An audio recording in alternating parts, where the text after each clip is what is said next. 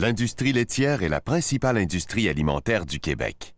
En 2003, elle correspondait à 28% du revenu des agriculteurs, générait environ 7000 emplois directs dans le secteur de la transformation et rapportait pour plus de 3,8 milliards de dollars en vente de produits. Dans la grande chaîne qui amène le lait de la ferme à la table du consommateur, l'essayeur, communément appelé ramasseur, est le lien entre le producteur et l'usine laitière. Il occupe un rôle clé puisque toutes les informations qu'il recueille et son attitude contribuent à la sécurité alimentaire. La sécurité alimentaire repose sur des éléments importants, dont l'innocuité, c'est-à-dire l'absence de risque à l'égard de la santé publique, l'intégrité, l'absence de défaut ou d'altération, la loyauté, l'absence de fraude ou de falsification.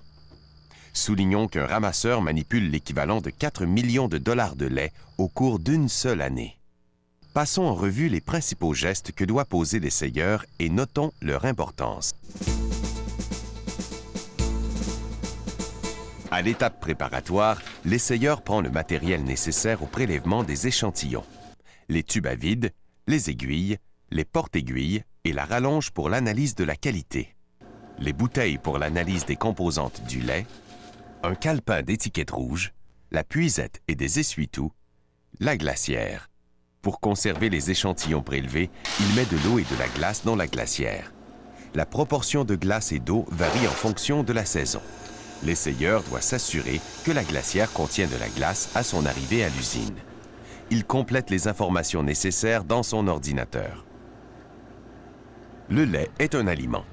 Le ramasseur doit donc transmettre une image de propreté tant de sa personne que de son camion. Il doit porter des vêtements propres et avant de débuter la tournée des fermes, il doit s'assurer de la propreté et de la salubrité de la citerne et de l'équipement du camion.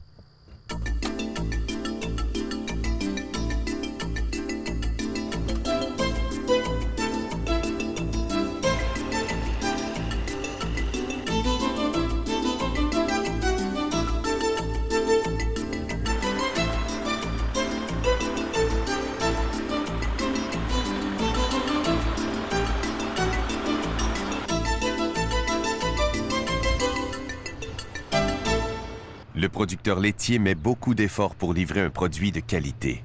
La santé du troupeau, la propreté de l'équipement de traite, l'entretien et l'assainissement du bassin réfrigérant, de même que sa capacité à refroidir rapidement le lait à moins de 4 degrés Celsius, sont tous des facteurs qui contribuent à préserver la qualité originale du lait obtenu lors de la traite. L'essayeur doit prendre toutes les précautions pour maintenir cette qualité jusqu'à l'usine. À son arrivée chez le producteur, l'essayeur branche le câble électrique et entre le boyau par l'ouverture prévue jusque dans la laiterie.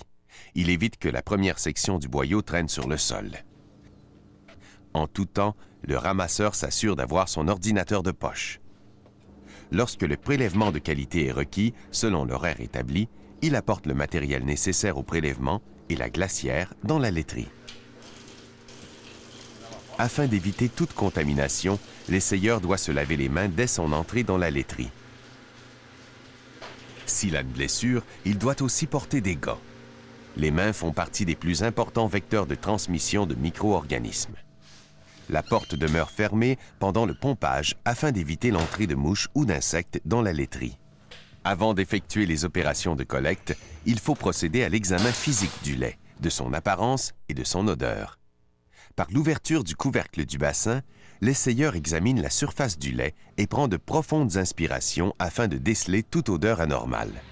Tout défaut relatif à l'apparence ou toute odeur suspecte justifie le refus de transvider le lait, et ce, afin de ne pas contaminer celui contenu dans la citerne.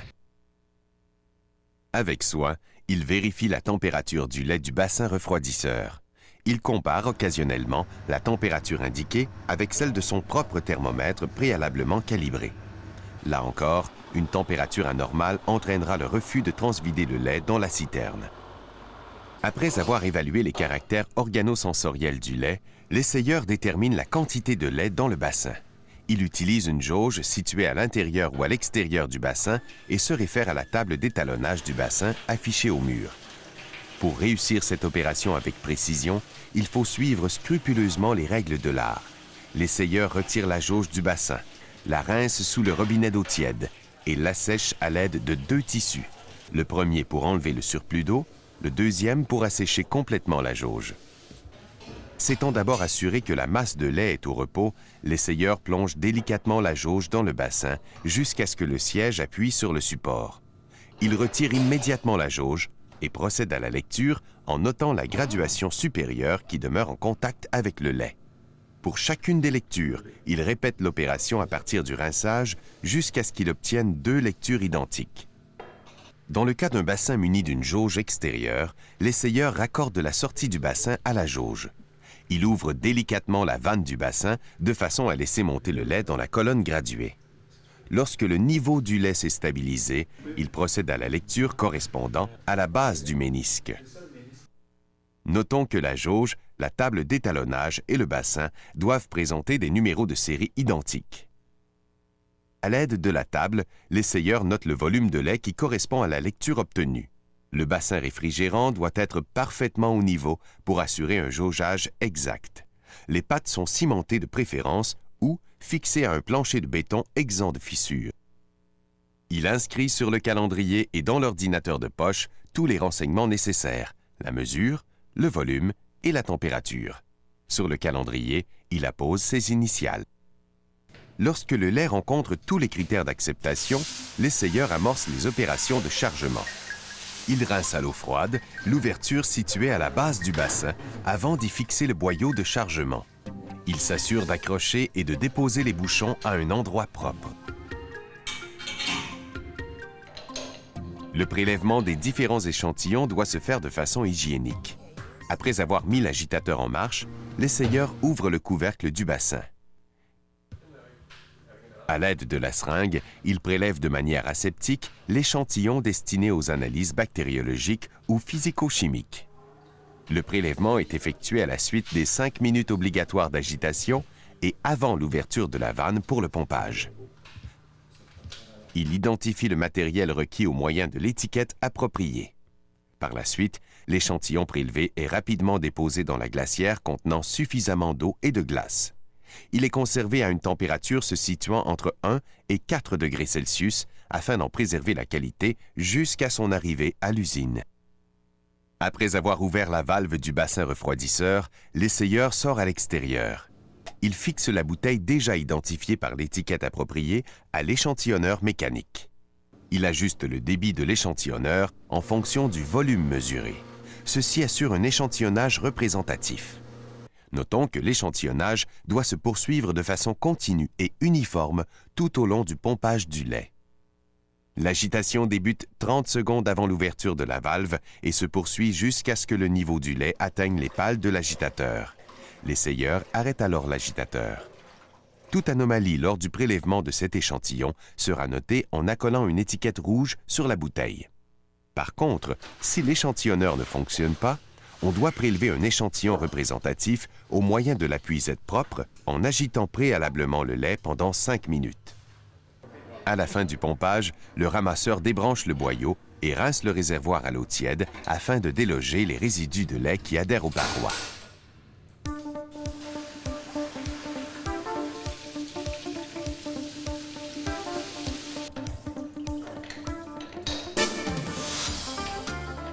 Il ferme le couvercle du bassin et quitte la laiterie.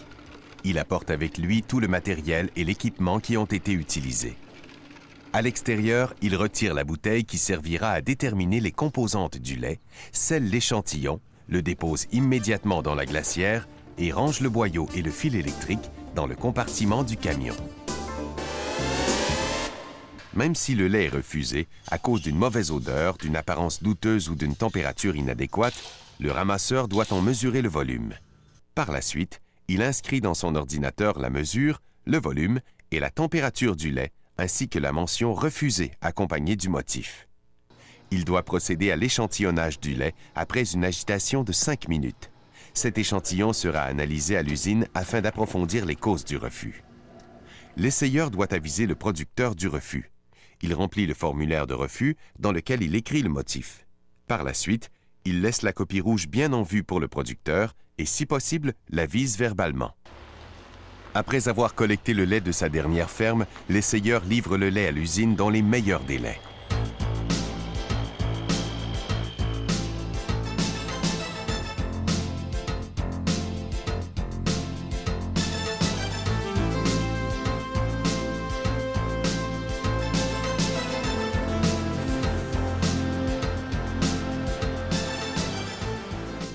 L'usine laitière qui désire mettre en marché des produits de qualité doit s'assurer qu'elle reçoit une matière première parfaitement saine. C'est pourquoi le préposé à la réception procède à l'examen organosensoriel du contenu de la citerne dès son arrivée.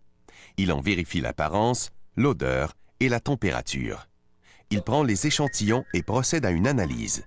Il vérifie notamment la présence d'antibiotiques, l'acidité du lait, de même que le nombre de micro-organismes qu'il contient. Si le chargement présente des conditions satisfaisantes, le préposé de l'usine vide la citerne. L'essayeur s'assure qu'il y a une ouverture sur le dessus de la citerne afin d'éviter l'affaissement des parois au cours du pompage. Pendant cette opération, le ramasseur doit placer les échantillons dans les supports appropriés, entreposés dans les réfrigérateurs de l'usine.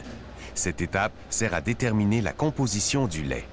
Il s'assure de classer les échantillons en respectant la date de collecte. Tous les espaces doivent être comblés avant d'utiliser un nouveau support. Dès qu'il a terminé, il inscrit sur la carte le numéro de la citerne et remet immédiatement les supports au réfrigérateur dont la température doit se maintenir entre 0 degré et 4 degrés Celsius. Pendant le pompage, l'essayeur en profite pour démonter les pièces mobiles comme la pompe, l'échantillonneur et les joints d'étanchéité. Elles sont lavées manuellement, rincées et désinfectées. Ensuite, il les remet en place et vérifie qu'elles sont bien installées et en parfaite condition d'opération pour la prochaine collecte. La citerne est nettoyée à l'aide d'un système de lavage entièrement automatique, communément appelé nettoyage en place, ou NEP.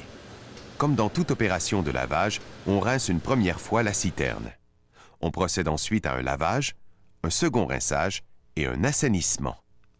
Un cadran enregistre d'une part le temps consacré à l'accomplissement de ces étapes et d'autre part la température de l'eau pendant tout le cycle du lavage.